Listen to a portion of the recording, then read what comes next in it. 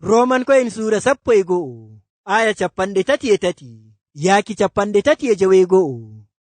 Mantuki Allah goonga yidde Allah e faamu maako e andal maako e luggi wala baawayɗo anda ko o suɓi waɗuki ko o waɗata ɓuri sembe faamu neɗɗo. Ayaare wi'i moye meeɗi anduki ko woni nder ɓernde joomiraawo? Moye meeɗi wartuki kokkayɗo mo caawori? Moye meeɗi hokkuki Allah goɗɗum ɗum o watantamo? Ngam ko ɗume kanko tagi ɗum, to maako ɗum ƴiwoyi, to maako ɗum so'oto. Mangu tabita to Allah haa abada. Amin. Ayaaje ɗe e tabbitinana en faamu Allah e andal muɗum e luggi ɗum bo ɓuri sembe faamu ɓii Adama. Bo non no dow woɗɗitiri e ley, non yidde Allah e moƴƴere muɗum e yurmende muɗum to meɗen enen ɓiɓɓe Adama e luggi.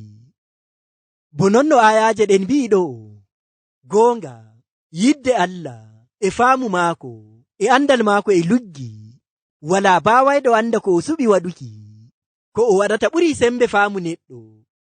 Moye meeɗi anduki ko woni nder ɓernde joomiraawo? Moye meeɗi wartuki kokkayɗo mo caawori? Moye meeɗi hokkuki Allah goɗɗum ɗum o watantamo? Ngam ko ɗume kanko tagi ɗum, to maako ɗum ƴiwoyi, to maako ɗum so'oto.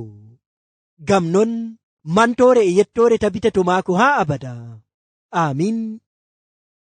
Ayaaje ɗe e mbi'a goonga dow mangu Allah e teddungal muɗum wala baawayɗo anda ko o suɓi waɗuki ko o waɗata ɓuri sembe faamu neɗɗo.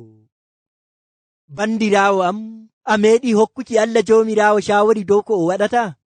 A meeɗi hokkuki Allah joomiraawo nyamaande a heɗiimo o yoɓuma? Allah joomiraawo kanko tagi ko ɗume, ngam to maako ko ɗume ƴiwoyi, to maako bo co'otoɗen. Bo non no ayaare wi'i, moye meeɗi anduki ko woni nder ɓernde joomiraawo? Moye meeɗi wartuki kokkayɗo mo caawori? Moye meeɗi hokkuki Allah goɗɗum ɗum o watantamo?